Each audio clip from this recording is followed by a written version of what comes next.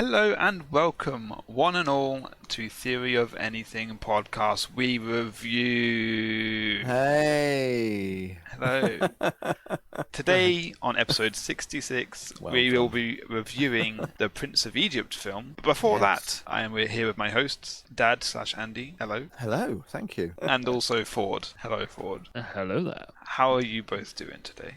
Have you been watching the Obi-Wan series? Of course I have. Oh, you're going to go straight there, are we? Okay. I mean, I'll be willing to. No, I was just of all the things. Didn't know if anyone would get my hello there reference, but yeah, there you go. I mean, we need to talk about the Obi-Wan in the pickup section.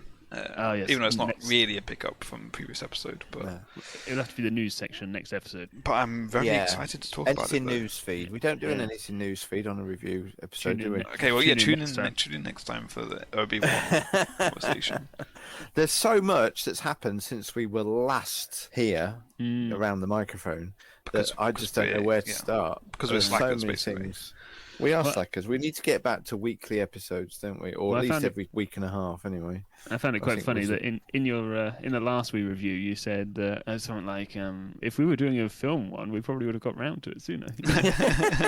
And now we're doing a film. Okay, hands up. Yeah, hands up. Yeah. There have been a few things that have prevented us getting to this before now, and we are apologetic for that. Are we apologetic? We apologise. Yes. We are so sorry. I mean, you just don't know how sorry we are. What's that from again?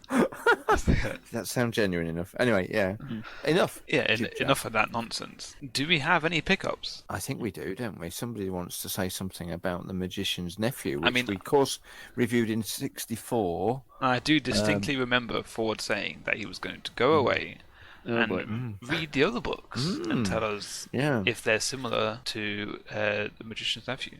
Yeah, So and Ford, how did that go? He was going to have a full report on our desk at the beginning of the next week, wasn't he? Yeah. All 7 books. Yeah, no problem. Yeah. I have to say, I have failed. I have been listening to other books, sadly. But I did get most of the way through Lion, Witch and Wardrobe, which was pretty good, I have to say. I think the writing quality, I don't know if that sounds harsh, was better, which is odd, because that was an earlier book, you know. But yeah, it was I liked it. In what way was it better? I don't know, it was more... Do you think The Magician's Nephew was more like fan service, like pandering to fans? Yeah, maybe that was it. Yeah. Rather than actually trying to make a good story or something. Because obviously The Lion, Witch and Wardrobe was the first one he did, so there was none of that, obviously. It was all sort of relevant. So, yeah, I don't know, it was good. I'll come back next episode with your review. Okay. Yeah, no problem. For something that we didn't really... Well, I think we enjoyed it, but for something that... It's taken up a lot of talk time into this... These C.S. Lewis books, Anyway. Yeah. I do want to say that I did enjoy it as well. It's good reading and it's a bit of fun, you know. Okay, consider that picked up and put back down. Put that thing right back where it came from, or so help me. So help me. Nice. Anybody knows where that's from? Oh, yeah. Oh, yeah. Of course you do. My favourite bit of Monsters, Inc. Yeah. That's... Wow, okay. Is it? Fair enough. Is that a wow? Anyway, carry on. Have you got any more Lord of the Rings prequel series information? Oh, probably, but I haven't checked. Because I think I heard something since last time. I think... Well, again, that's newsfeed stuff. No, it's pickups because we already talked about it before. Oh, very good. Right. Okay. There you go. Well, It's not new news. Yeah, okay. Yeah. We can talk about it here if it's not new news. Yeah, just as something that I saw the other day. It was an article about the Lord of the Rings prequel series, and it was saying that the Lord of the Rings fans who have had a glimpse at the new series have been completely blown away and assures others that the upcoming series is in good hands. Oh. Wow. So that's supposedly from actual Lord of the Rings fans. So maybe there is some hope yet. Maybe it's safe to build some hype. well, I wondered if our Lord of the Rings... Sorry. Our Lord of the Rings fans, like, I don't know, Star Wars fans, because Star Wars fans are very much in conflict with each other. You can't say that Star Wars fans think this. You know, No, that's true.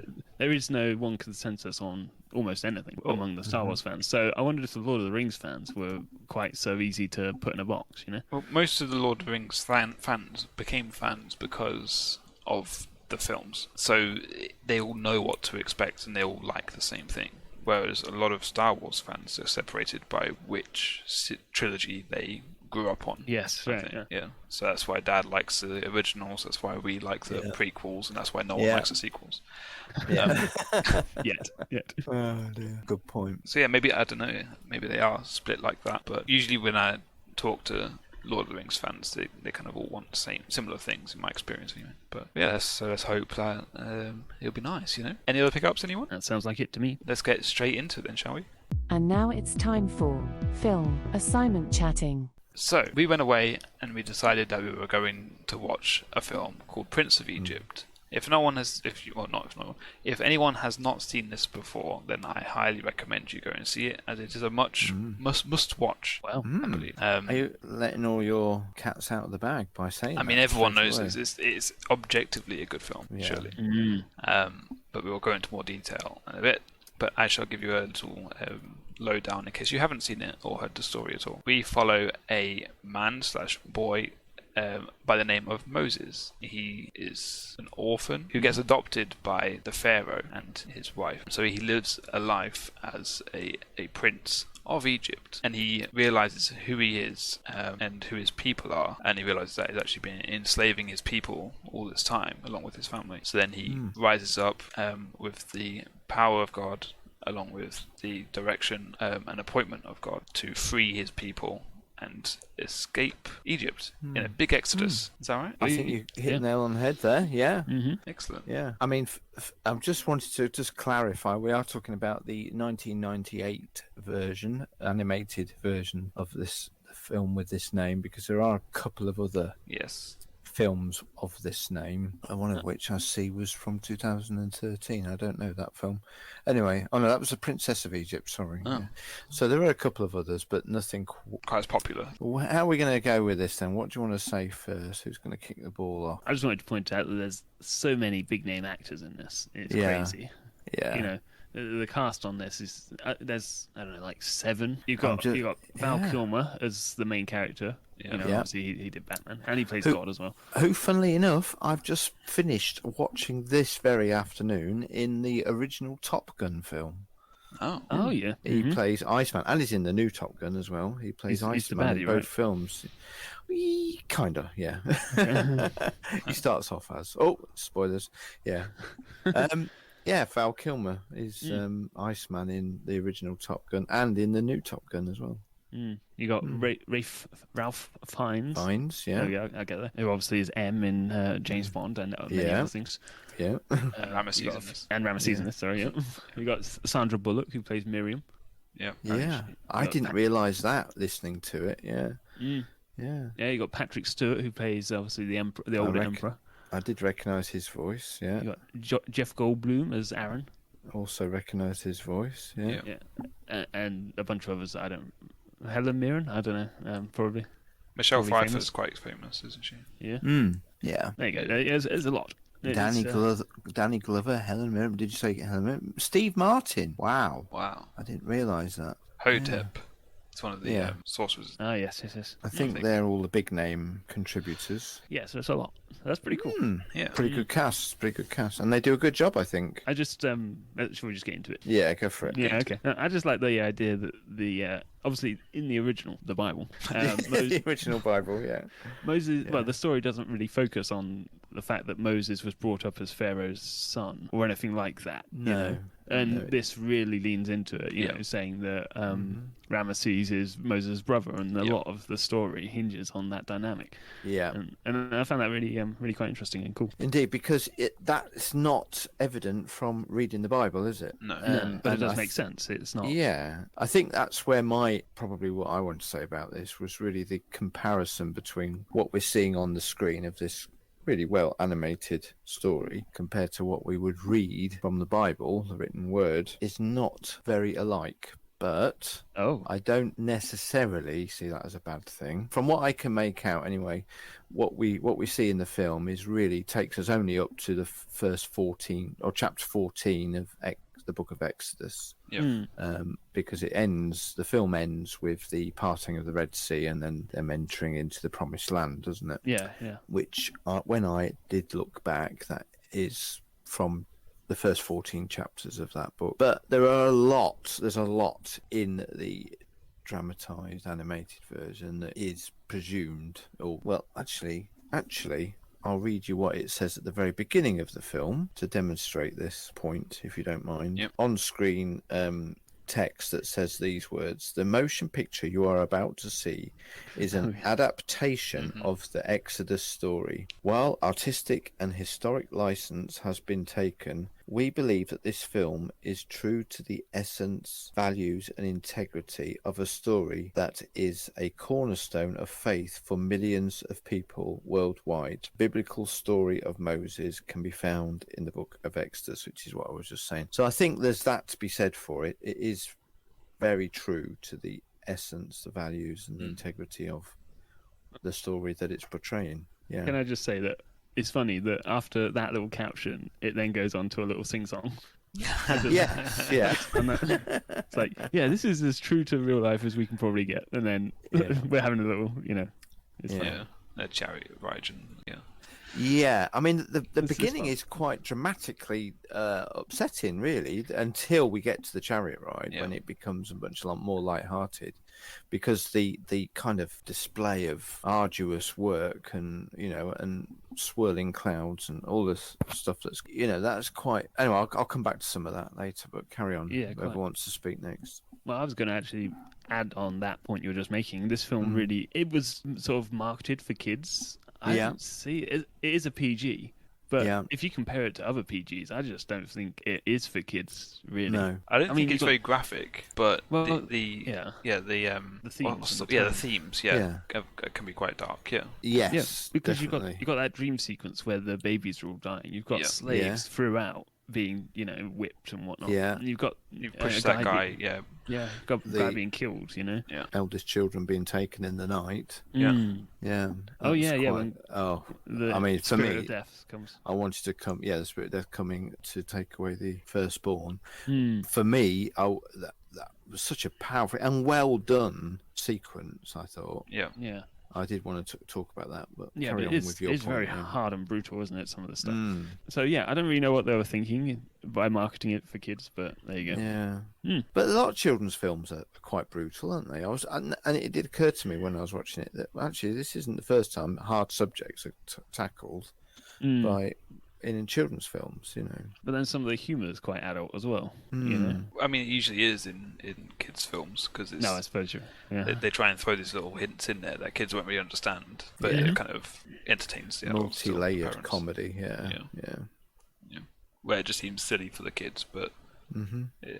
there's other meaning to it. I just love the bit where it's like she's exhausted from the day's work. Not that the work's too much. We quite like it, but Yeah. but she's confused. You see, Yeah. There's a few funny bits. I really like. Yeah. Mm. Well, during the chariot race, when he says, "I've always looked up to you, brother, though I haven't always liked what I've seen." You can see his underpants through. Well, that's not much review. Yeah, Mhm. Yeah. That's some good stuff. yeah. And the hand drawn animation is incredible. Beautiful. Yeah, I even love so- that about it. Yeah. Even some of the subtle bits where you just see facial expressions, they probably would be extremely hard even as an actor to pull off. But but then when you're talking about the bigger shots, I'm sure you want to probably come to this later, but where the Red Sea's being parted, and you've got the pillar of fire, and it all, considering it's all hand drawn, Yeah. it's insane. Is the sea hand drawn? There was some of that. I thought this looks totally different. Some of the water effects. Oh, you reckon that more, was? more realistic than hand drawn animation? Yeah, some of the water effects, especially around the scene of the part in the Red Sea, looked to me very different in the animation style. Almost to the point where I thought, was that CGI? I couldn't really tell if it was the hand drawn stuff still. You might be right. I need to go back and look at it again properly because I felt that it just stood out as being more vivid and more because in the rest of the animation it's very simple, isn't it? It's Yeah, relatively. Yeah. do you know what I mean? That like the It's all clothing harsh is lines and stuff. yeah, it's not the fine detail that you get with modern, certainly with CGI animation, where you can hard to tell if it's real or generated. I guess when I say the drawing style is pretty amazing, but it's because it's very grand in scale. You know, where in the opening scene, you've got like these people looking like ants pulling this massive statue and stuff like that. And when you go to the parting of the Red Sea, it's just all very zoomed out, and you just see the sheer wall and the lightning flashes and the whales there. You know, it's all very grand. Yeah. Mm-hmm. And the music, done. the music sort of lends itself to that because It it's all does. Theatrical. operatic. Yeah, operatic. Yeah. Mm. Yeah, the music and the colours, I think, are very vivid, aren't they? They're very strong in the way they're used. Yeah. Have you guys seen Exodus? Yes. The film Exodus. Yeah. Yeah, the one with Christian Bale. The way they handled God, I wasn't very interested in because it made it seem very underwhelming. When God did a miracle, it was sort of like, oh yeah, because there were just crocodiles there, so all the frogs came out, or something like that. I don't know. Yeah. It was all a bit meh. I love the way they did the plagues in this, and the way the parting of the Red Sea and the column of fire. It's all very powerful. I don't know if it. Don't know if that seems meh, but yeah. I think I've the seen it music done- helped with that as well. I've seen it done a lot worse. No, I would be very inclined to agree with that. Yeah. Yeah. There's some things I'd not noticed before. I've seen the film quite a lot of times before, but I'd never noticed that they quite intentionally put that scene with Ramesses and Moses just after the chariot debacle. They're in the throne room, wherever it is, talking to Pharaoh and Patrick Stewart. yeah, Patrick Stewart, yeah, and he's really beating down on Ramesses, and he says one weak link in the chain can topple a dynasty or something like that. Yeah. And then later on, you kind of see the fruits of that about his need to Be strong. be strong. To not give in. Yeah. Exactly. Yeah, To- and to that the eventually becomes his undoing. quest. Yeah. Yeah. And Yeah. you see, if you obviously in the background, you've got the city on that shot, on both shots, Yeah. and on the older when the father is sitting on the throne, you see it's an all right looking city, but in the future you see with Ramesses when he's on the throne, it's like massively built up, Yeah. and it's like he's been driven hard to expand. And, Yeah. but obviously we're Prove supposed himself. Yeah. we're supposed to look at that and see, oh, he's just absolutely ruined the slaves in order to get this far. You know, I wonder if we could talk about Ramesses because he's actually a pretty good villain. Like he's probably before his time, really. Nowadays, obviously, a relatable bad guy is all the rage, isn't it? But 20 years ago, probably not so much. You know, bad guys were meant to be bad, and You can definitely see his motivation, can't you? You can, yeah, because we start when he's the kid, and then he grows up to be the father essentially. Yeah. And you see everything that's pushing him to do what he's doing. You really feel for him, I thought, when I was watching it again, and realizing when Moses returns, he's delighted to see him, isn't he? He's excited. He said, "Why are you dressed like this?" You know, and then to see him realize this isn't the same Moses who left him, because when Moses leaves and flees, doesn't he? He's desperately sad for Moses to leave. And cries out. I think there's a distant cry, which I think is also repeated when after he loses all his troops at the Red Sea, and you can hear him a distant Moses, you know, and it's an echo of that, I think. But yeah, so I think you can really he is the bad guy, but you really feel for him at the same time. His stubbornness and the loss of his own child himself, you know, a desperate man, really. Yeah. I know that's this version of that character, but whether you could say that about Well, yeah, I have no idea what the it is. biblical version, but we're not reviewing the Bible, we're reviewing this film, aren't we? Yeah. But in the Bible, you do read that the Pharaoh hardened his heart. Yes. Every time something came against him, he was like, "No, I'm fighting this." And it translates very well into this. Yeah. It reminds me of the bit. I mean, it's quite near the end, but where the pillar of fire, it's stopping them chasing the Israelites through the Red Sea. The pillar of fire goes up, and then he sees the Red Sea split, and you just see his face shocked. And it's like God saying, "Yeah, you really want to take me on right now?" And Ramesses' face just hardens. He's like, "Yes, I'm going to take you on." I thought it said that God hardened his heart. Well, at the very end, it does, yeah. Right. But there's like 5-6 times before then that he says he hardened his own heart, Yeah. as it were. So are we pleased with how they've done this then? Yes. Well, it sounds like we are. Yeah. Do we have any qualms about it? You were implying that there were some bits that you didn't. Well, I much mean, like. I that's why I read out the what was on the pre-title sequence. I think they've covered their backs by saying what they said there, because I think it would have. I don't know when it did. I can't remember back as far as 1999. No, 2000. What year was it? 1998, wasn't it? 98. Yeah, gosh, yeah, 1998. I can't remember that far back. How it was received by the church, if in inverted commas, the Christians that watched it. I think it was generally appreciated for what it was, and not criticised, because there are some quite big things that you could point to. I mean, like for example, by the time all of this main events happen in the Bible, Moses is something like over 80 years old. Well, obviously our portrayal of Moses is still a young man while all this is happening. And you could point to lots of different little things. Well, that's not what the Bible says. That's not what the Bible says. But I think the overall message of it, I think, is really done very well. And it might actually. I mean, I wrote in my notes, seeing the Bible come to life. It is a wonderful thing to have done in this way. Yeah, it's a very compelling adaptation for sure. Yeah. What do you think the point of it is? What the point of it? Yeah. What's the point? Well, it's just another. I would imagine. I mean, it was done by Dream. Was it done by DreamWorks? Yeah. DreamWorks? Yeah. They've obviously done it to make money, but no, I kind of mean like the story. What's the point? Of the story? The point. Are we talking about the story of the film theme. or the? Yeah. I think there's two main ones, Okay, and cool. one is for the brother Ramesses, and one is for the other brother Moses. Right. Lesson 1 is against arrogance and stubbornness, Yeah. and I suppose lesson That's two. a big theme. Yeah. Lesson 2 for Moses would be to believe, basically, to trust your instincts, trust yourself, and ultimately, as a Christian standpoint, to trust God, to stand firm in your faith. Yeah, I kind of picked up on what you're saying, but slightly different. I kind of saw how Ramesses sort of saw himself above everyone else. He led via power and causing people to suffer. And as the plagues were happening and he refused to let go, he squeezed tighter and tighter, and he just hurt people. Yeah. And then on the other side, we see Moses when he goes out to the desert and he meets with Jethro, and Jethro says, you're only a small part of a big thing, and you've got to look at the little things. Yeah. Moses saw himself through heaven's eyes, a small part of the bigger picture. Important, but still just a part. And even when he's the leader, he's not being carried like a king or anything like that.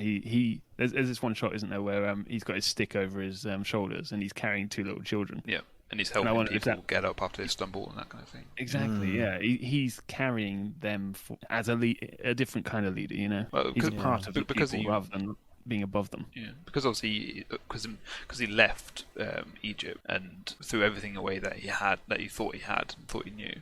He went through quite a big humbling experience, like you said, realised that he should be looking at his life through heaven's eyes. Whereas Ramesses obviously didn't do that. He didn't have that. He was just being driven by his father's words. He never had to be humbled because he was just in the palace all the time with power given to him.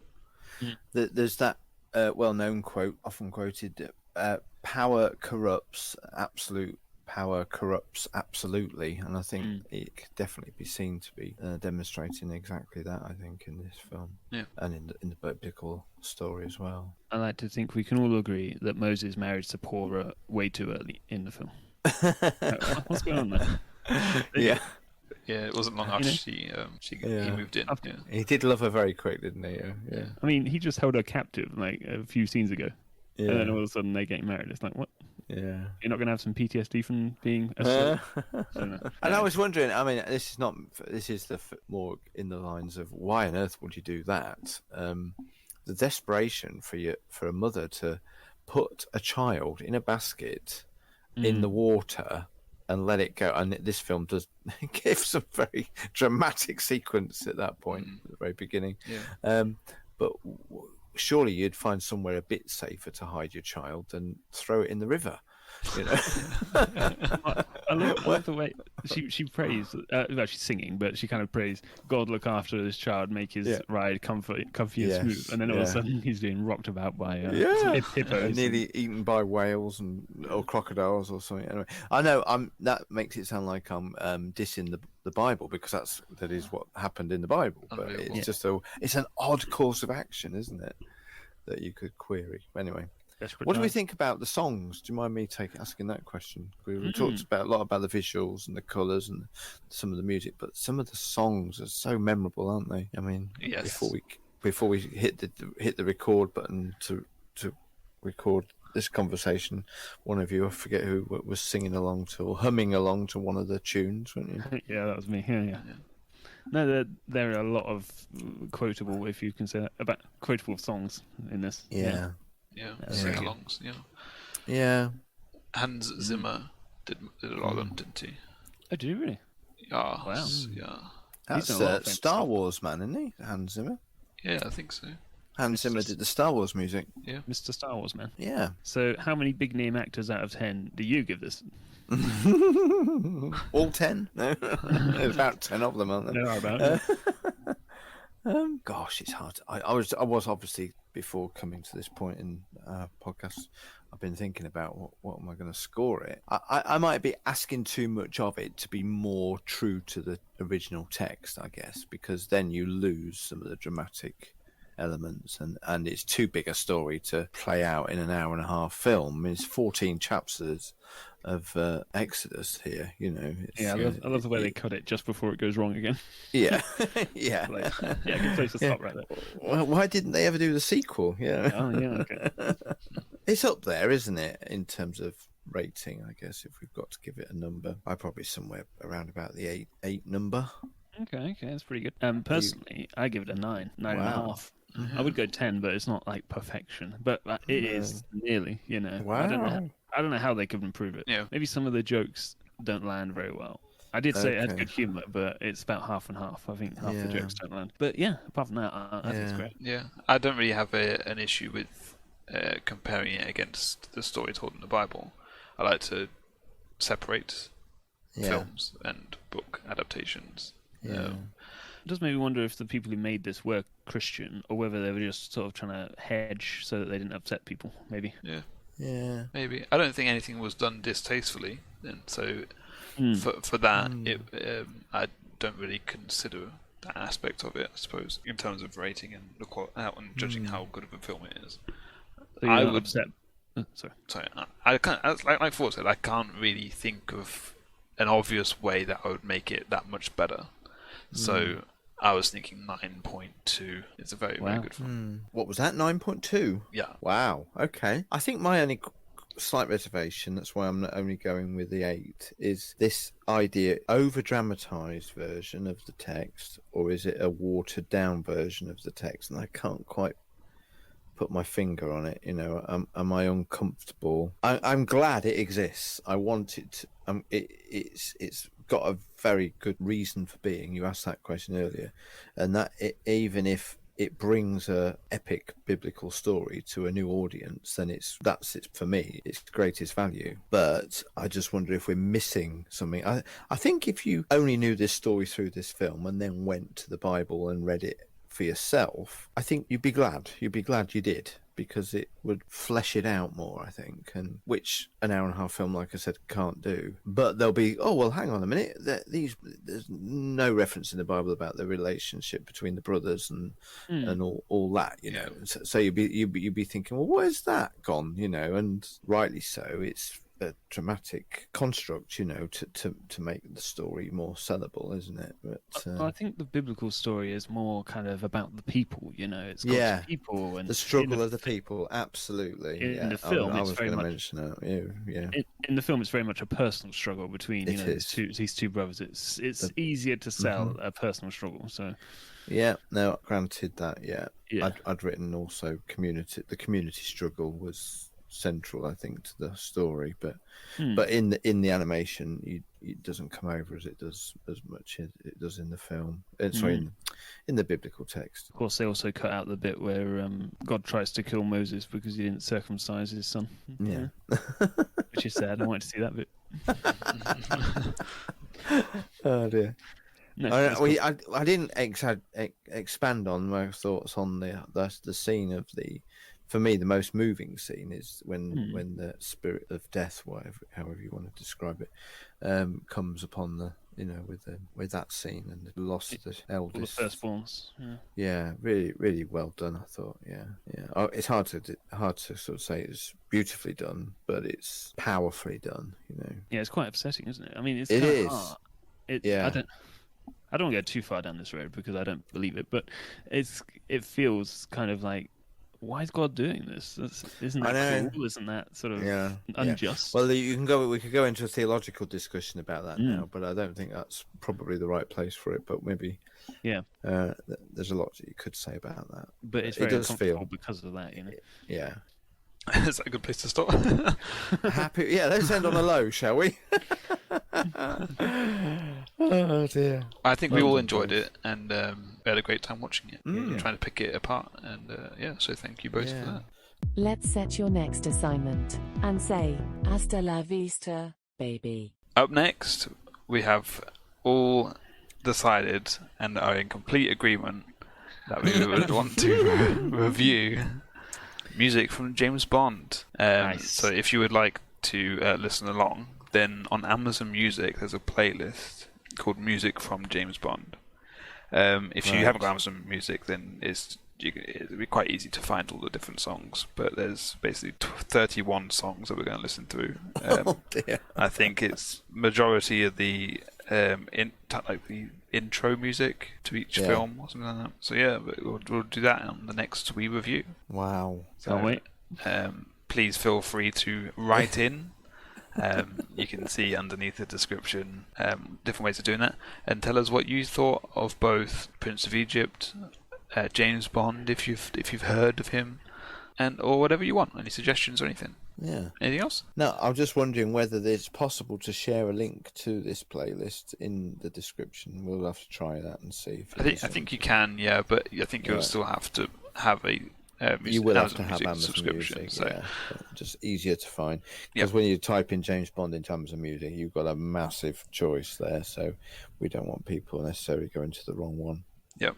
Yeah. Sounds good. Cool. And that's it. Marvellous. Thank you Thank both. you, guys. Yeah. Come back next week for more Obi-Wan talk. Hey, yes. And I just thought I'd mention, in case anybody thought I might have sounded a bit different, I am on a different recording system than I have been in the past. One which has a microphone attached to my face, so that hopefully I'm a bit less fading in and out. So you can stop shaking your head about. Or no, you can carry on shaking. I can move around the room. Yeah, great. Lovely. Bit different to your normal tech news. But Yeah, that's good. I'm sorry to lose my desk mic. Not that it stopped working. I just got fed up with listening back to some of our episodes and hearing me disappearing in Just the don't lean distance. backwards. I know, but it's hard when you get excited about something to stay so still when your He microphone stands up and walks around the room. Yeah. Well, I move around a bit, and sometimes it doesn't sound very good when you do that. But I bought that microphone for my desk a long time before we ever started doing these podcasts, with the intention of doing a podcast one day, and it sat there for about 4 years without ever being used. So and it's done 65 episodes, and now it's probably going to get packed away. So yeah. That's sad. Anyway. Rest in peace. Yeah. Minute silence. Sorry about that. It's Goodbye. very boring information. let you finish saying goodbye to everybody. Yes. I think the only thing left to do is for you to say the thing. Oh yes. No, it's a different thing for this. Is thing. it me saying the thing? I forget. Yeah, It's it's been your it's thing. been that long. Okay. Yeah. That's it. See you in a bit.